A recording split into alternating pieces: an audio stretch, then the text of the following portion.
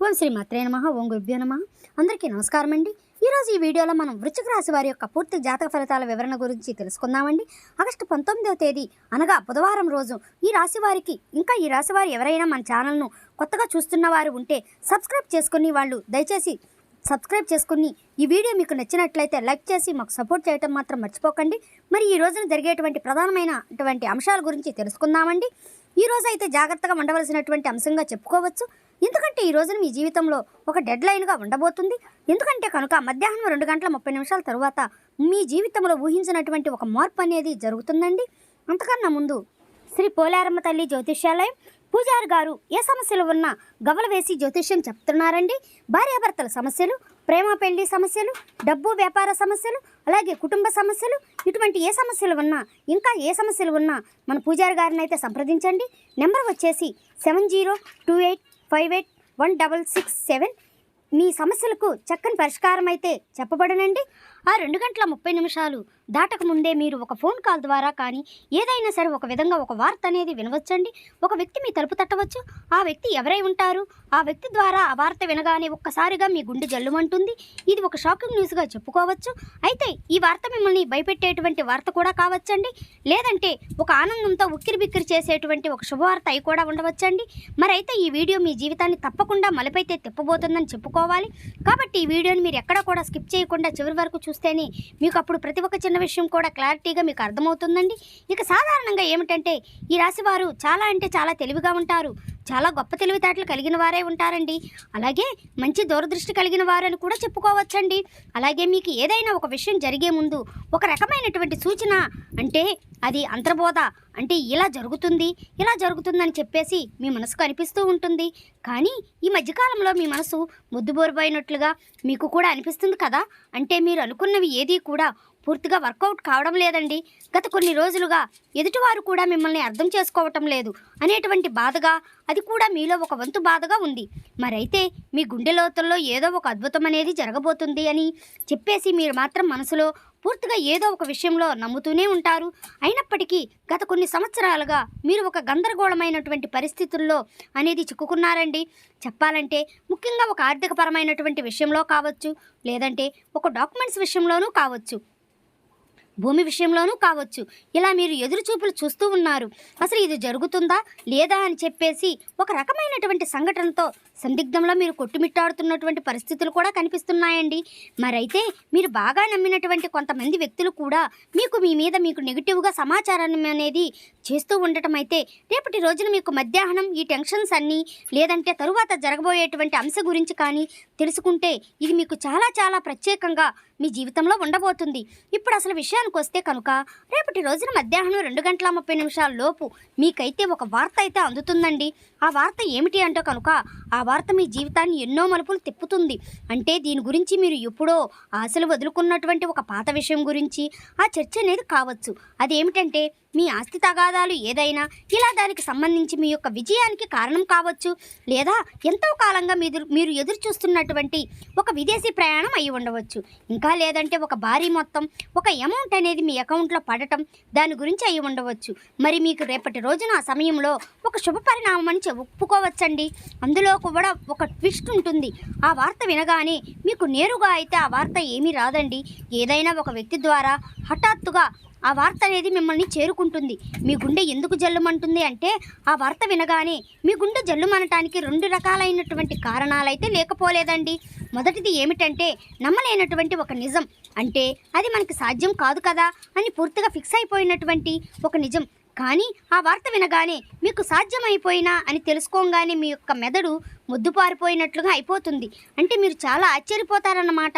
ఆ shocking news వల్ల వచ్చేటువంటి ఎమోషన్ ఏదైతే ఉందో అది మీ గుండెను కూడా తాకుతుంది. ఇక ఆ వార్తతో పాటుగా ఒక పాత వ్యక్తి పేరు కూడా మీకు రేపటి రోజున బయటకు వస్తుంది. అతను లేదంటే ఆమె మరలా వారు మీ జీవితంలోకి రావడం అనేది జరుగుతుందన్నమాట. వారు వచ్చారా అనేటువంటి ఒక షాకింగ్ అనేది మీలో కలుగుతుందండి. అది ఆనందము, భయము రెండు కలగలిపోయినటువంటి ఒక రకమైనటువంటి ఒక గొప్ప అనుభూతి లాగా మీకు అనిపిస్తుంది. ఈ అనుభూతి కారణంగా మీకు ఊహించని విధంగా వచ్చేటువంటి ఒక వార్త కారణంగా మీరు ఒక్కసారిగా ఆశ్చర్యపోయేటువంటి అవకాశాలు కూడా చాలా అంటే చాలా ఎక్కువగా కనిపిస్తున్నాయండి.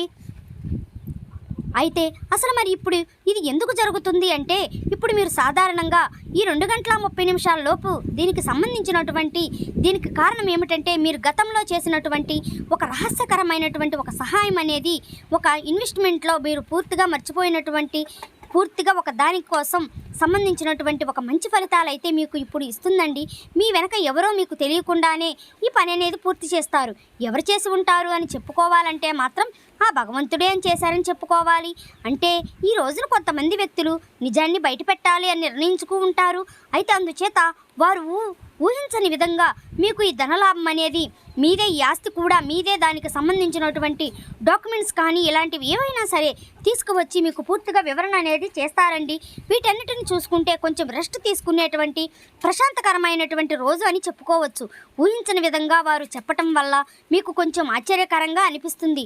అయితే దీనికి మరొక రీజన్ కూడా ఉందండి. గ్రహస్థితి పరంగా చూసుకున్నట్లయితే కనుక మీకు ఈ రోజున శని ప్రభావం అనేది కొంచెం తక్కువగానే కనిపిస్తుంది.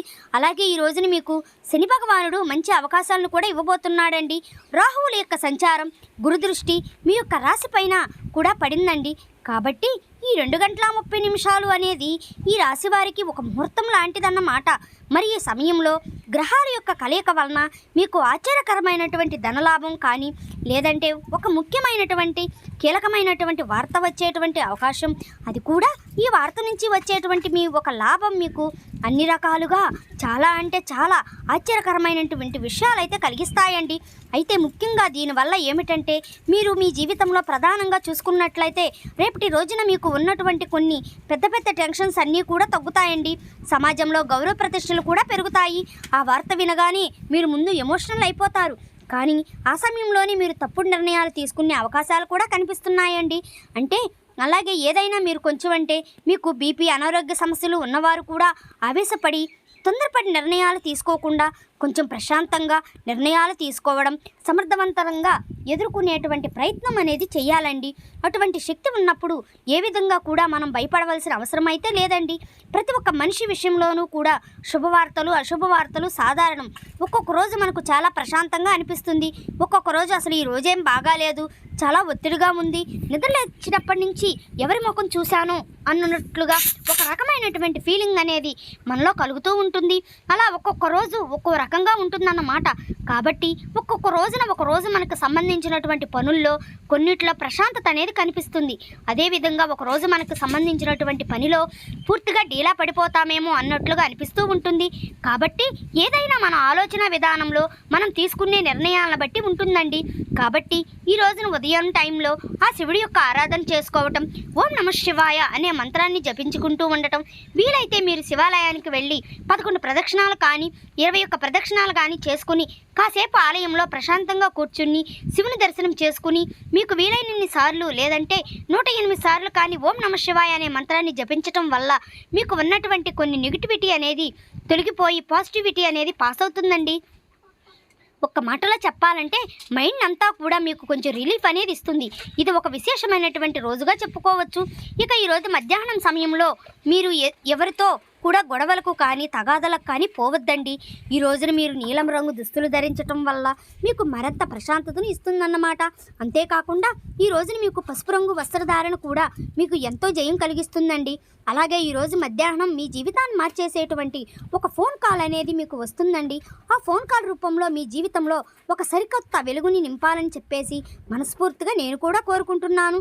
ఇక ఈ రోజున మీకు తూర్పు దిక్కు ప్రయాణం అనేది ఎంతో విశేషంగా ఉంటుంది. ఇక ఎప్పుడూ కూడా మీకు వీలైనంత సహాయం మీరు ఎవరికైనా చేయడంలో మీరు ముందుంటారు. ఒకరిని ముంచాలి, ఒకరిని నష్టపెట్టాలి, ఒకరికి సమస్యలు కలిగించాలని చెప్పేసి మీరు ఎప్పుడూ కూడా అనుకోరు. మీ మనసులో కూడా మీకు ఎప్పుడూ కూడా అలాంటి ఊహలు కూడా రావండి. కాబట్టి మీ మంచితనం వల్లే మీకు ఎప్పుడూ కూడా మంచే జరుగుతూ ఉంటుంది. అలా మీకు ఆగిపోయినటువంటి పనుల్లో కూడా ఒక మంచి మార్పులు కలగడానికి అది కూడా ఒక సహాయపడుతుందండి. అలాగే మనం ఎప్పుడైనా సరేనండి చేసినటువంటి మంచి పనులు ఒక్కొక్క రోజు మనకి అవే సహాయపడుతూ ఉంటాయని చెప్పుకోవచ్చు. అలా నిదర్శనమే ఈ రోజండి. కాబట్టి మీ జీవితంలో రాబోయేటువంటి మీ జీవితంలో ఒక మంచి మార్పు అనేది వస్తుంది. మీరు మనస్ఫూర్తిగా మంచిగా ఈ రోజుని పాజిటివ్గా ఉండండి. మీ మనసులో మీరు ఎప్పుడూ ఎటువంటి నెగిటివ్ ఆలోచనలు అనేవి చేయకండి. అలాగే మీరు ఏదైనా ఒక విషయం గురించి నిర్ణయం అనేది తీసుకునే ముందు 1-4 సార్లు ఆలోచించి పెద్దల యొక్క సలహాలు సూచనలు తీసుకుని జాగ్రత్త నిర్ణయాలనేవి తీసుకోండి. అలాగే మీ ఇంట్లో పెద్దల యొక్క ఆశీర్వచనాలతో పాటు మీ జీవిత భాగస్వామి యొక్క నిర్ణయాలను గౌరవించండి. ఇక ఈ రోజున మీరు బయటకు వెళ్లే ముందు ఆ శివుడి యొక్క భస్మం కానీ లేదంటే సింధూరాన్ని కానీ ధరించండి. నుదుటిని ఇలా ధరించడం వల్ల మీకు వచ్చేటువంటి కొన్ని నెగిటివ్ ఆలోచనలు, నెగిటివ్ సమస్యలు అనేవి తొలగిపోతాయి. అంతా కూడా పాజిటివ్గా ఉంటుంది. మీ మనసులో కూడా చాలా ప్రశాంతంగా ఉంచుకోండి. నలుగురితో నవ్వుతూ మాట్లాడండి.